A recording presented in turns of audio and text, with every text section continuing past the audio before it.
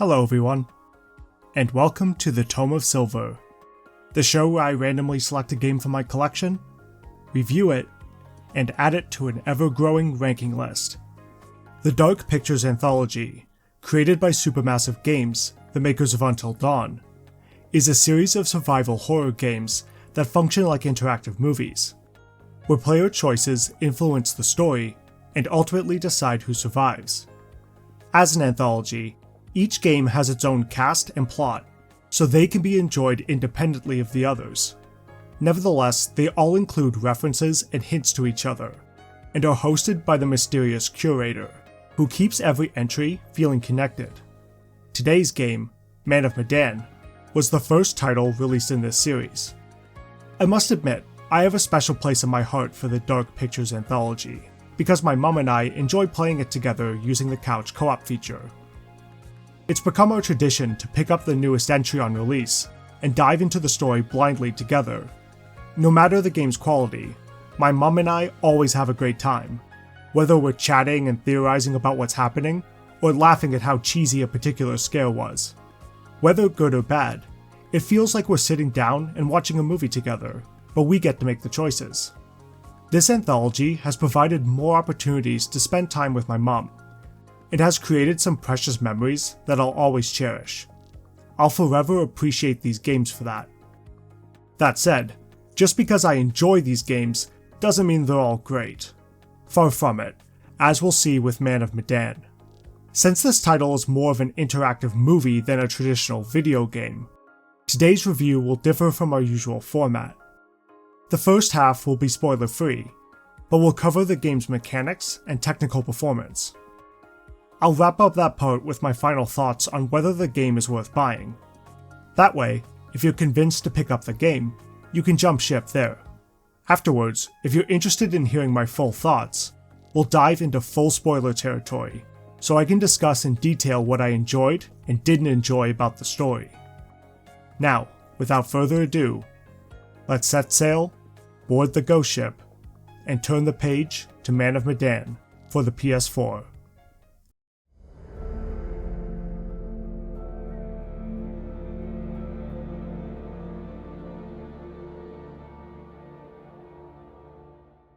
In the summer of 2019, brothers Alex and Brad are preparing for a boat trip on the Pacific Ocean with Alex's girlfriend Julia and her brother Conrad. The purpose of the trip is to dive and explore the wreckage of a plane shot down during World War II. While Alex and Julia are diving, Conrad and the boat's captain, Fliss, have an altercation with three fishermen after they run over the boat's recoil cable. The fishermen are furious at the damage their boat has sustained, which is exacerbated when Conrad antagonizes them by flaunting his wealth. Whoops, my bad, let's make it 20. Well, shoot, you think it's more like 30? I can do 30. All right, you guys drive a hard bargain, but I'm with you. Here, let's just throw in the whole pot. As an aside, it's ridiculous that these fishermen think they have any leg to stand on. Literal miles of open ocean, and they decide to pass 3 feet away from another boat. I'm sorry, that damage was completely avoidable. These guys are just idiots.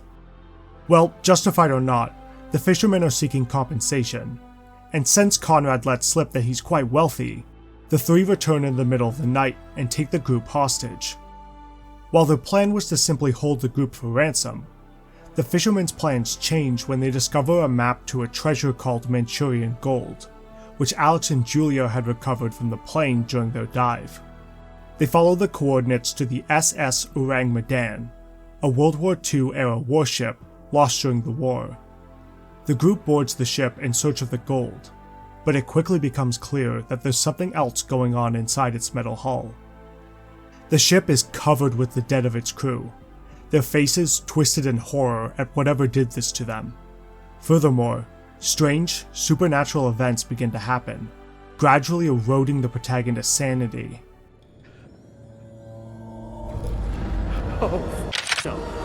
They must not only escape the ghost ship, but also retrieve the distributor cap from Olsen, the leader of the fishermen, or they won't be able to operate their boat. Whether they live, die, escape, or remain trapped depends on your actions. What is the deal with this place? Okay, leave. Now! Leave, leave, leave!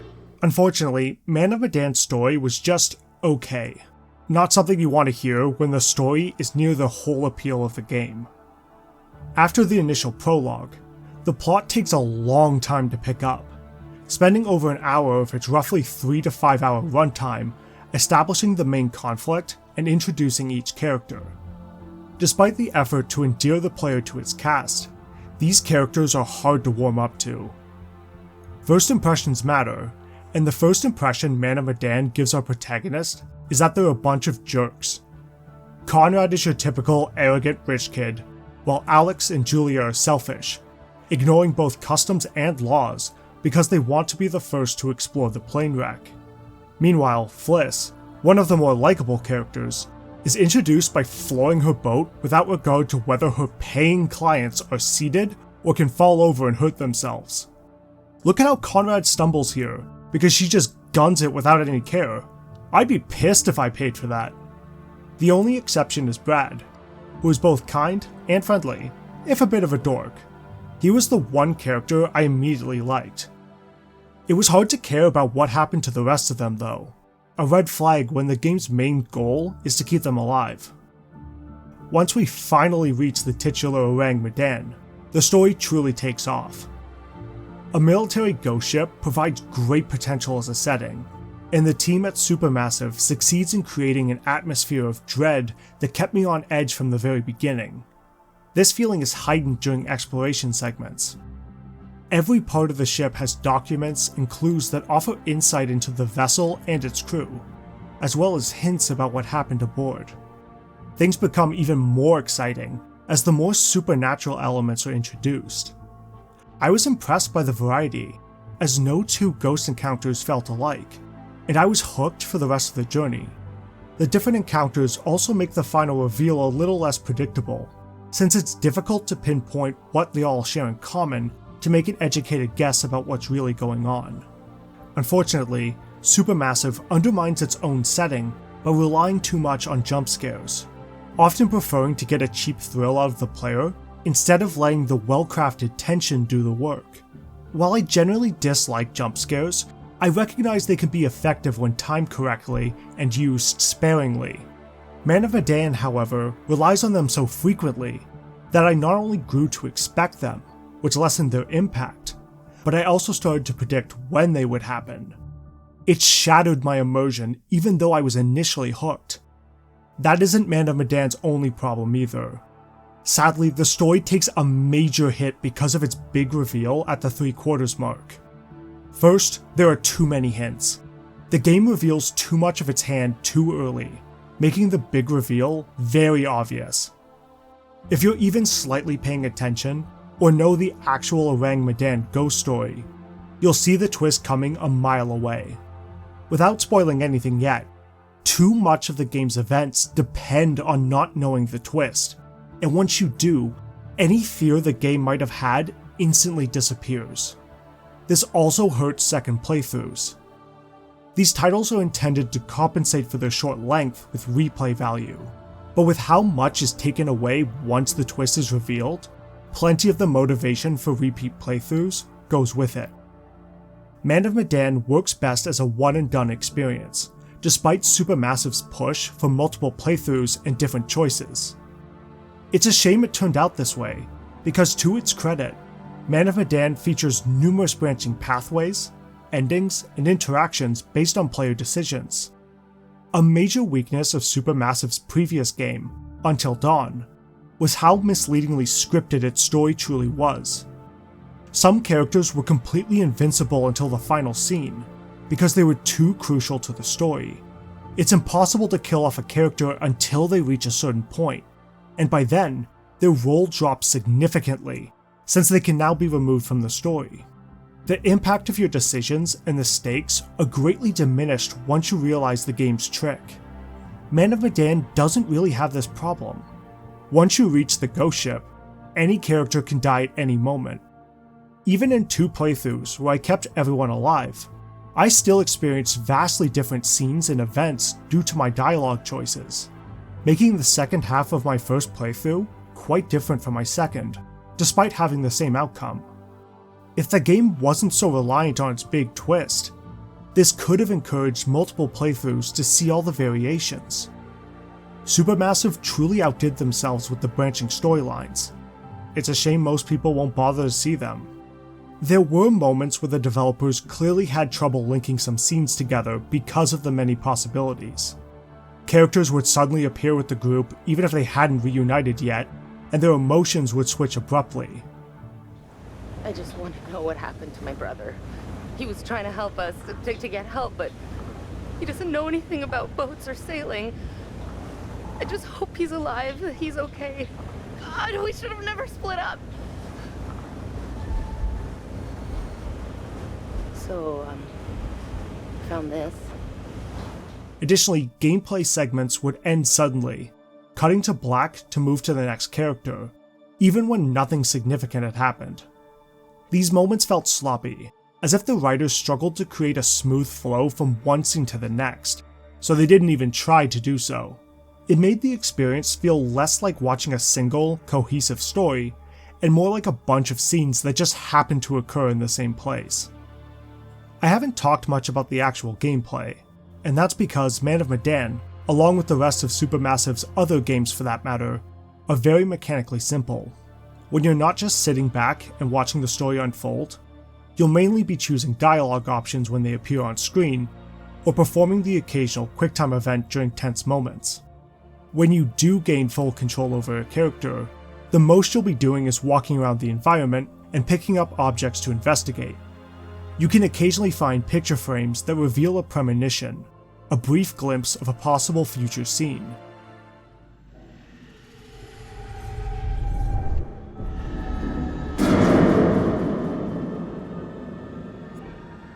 These are meant to give clues about certain outcomes to guide your decisions, but honestly, they're utterly useless. The snippets are way too brief and vague to be of any real help. It's a cool idea in theory, but it's poorly executed and needs to be reworked if it's going to function as intended. Man of Medan's most commendable feature is its multiplayer, especially the inclusion of couch co-op, which is a welcome sight in an era where such options are becoming increasingly rare. You can include up to 5 players and assign each of them a role, passing the controller when it switches characters. I can definitely see a 5-player playthrough being very enjoyable, as it's much harder to reach a specific outcome when everyone is playing for themselves or has different logic for choosing their options.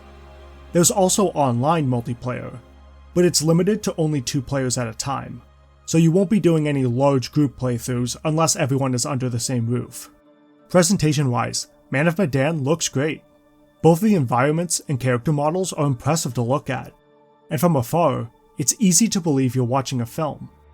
When you get close to the characters, the effect does weaken. While the models capture subtle facial details, the eyes struggle to convey anything more than a 1,000-yard stare. It hits the uncanny valley, where you're looking at something that resembles a human, but their eyes are blank and soulless, as if there's nothing going on behind the wheel. Regarding the environments, the worst I encountered was certain textures failing to load, but overall, they're well made. So, final thoughts before we get into spoilers. Man of Medan is only good for a first playthrough, which isn't very long.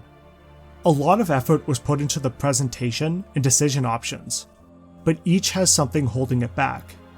Although the game is designed to encourage replays, its story limits its replayability, and players probably won't want to play it again after finishing it once. If the game is on sale for a couple bucks and you can gather some friends to play with you, I'd say give it a shot. Otherwise, I can't recommend Man of Medan. You can just as easily watch a playthrough on YouTube and get a similar experience. Okay, now we're moving into the spoiler section of the review. If you don't want the major twist revealed and just want to see the conclusion and ranking, please skip to the timestamp shown on screen. Otherwise, heading into spoilers in 3, 2, 1. About halfway through the game, you discover the Manchurian gold, which is revealed not to be actual gold. Instead, it's the code name for a chemical bioweapon that has been leaking throughout the ship. After enough exposure, victims begin to experience severe hallucinations, possibly resulting in heart attacks, and may result in attacking others. It turns out that none of the supernatural phenomena around the ship is real. They're just in the protagonist's minds. Even before the player locates the bioweapon, the game hints at this early on, as in the prologue, where lightning strikes the gold and its yellow-green mist seeps into the ship. Additionally, a common theory in real-life urban legends about the Man of Medan suggests the ship was carrying a nerve agent, which the crew was exposed to once it started to leak. Now that you have the details, you might start to see how knowing this beforehand can reduce the impact of the story and affect subsequent playthroughs. When a supernatural threat is on screen, there's no reason to be concerned for that person's safety, because it's all an illusion. In actuality, there are very few stakes. If a monster is in front of me, why would I ever choose to attack it? It's just the effect of the gas. And in fact, I'm more liable to end up killing another character, as a gotcha moment from the game. It removes any difficulty from decision making, and the correct decision is a cinch to predict. That leaves the only real thing to be afraid of as the fishermen. And yeah, they can at least hurt you, but at the same time, they're ordinary humans. Hardly enough to make up for the lack of an antagonistic presence once you know the truth. And once the genie is out of the bottle, there's no putting it back in. I praised the game earlier for its varied hallucinations, which rarely reuse the same concept. There's still a missed opportunity that could have salvaged some of the failures of the big reveal. If the hallucinations are all in the characters' heads, then they could have been shown their deepest fears, offering insight into who they are and adding a fascinating opportunity for development. But they don't. Instead, each hallucination is visually interesting, but ultimately hollow in meaning. There is one exception, and that's during the chapter Glamour Girl. Conrad, the character who is shown to place great value on wealth and beauty, is confronted with the phantom of a gorgeous sailor girl. The sailor girl begins rapidly aging as she pursues Conrad, becoming a monstrous representation of growing old, forcing Conrad to confront the fact that, no matter how much wealth he has, beauty is always temporary. It's easily the best chapter in the game, developing one of our central protagonists while still being pretty darn scary.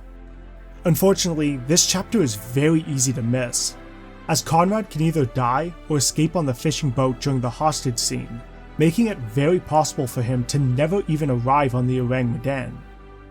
And this is pretty much the only chapter that does something like this, with the rest of the scares choosing spectacle over character development, which severely hurts the game in the long run. Repeat playthroughs will consist of the slow first half, followed by a second half with minimal danger. What you're left with is a short, uninteresting package that leaves little reason to replay it. Man of Medan is a rough first step for the Dark Pictures Anthology. It looks nice and has plenty of branching paths to incentivize multiple playthroughs, but that hardly matters when you're left with a middling story consisting of unlikable characters.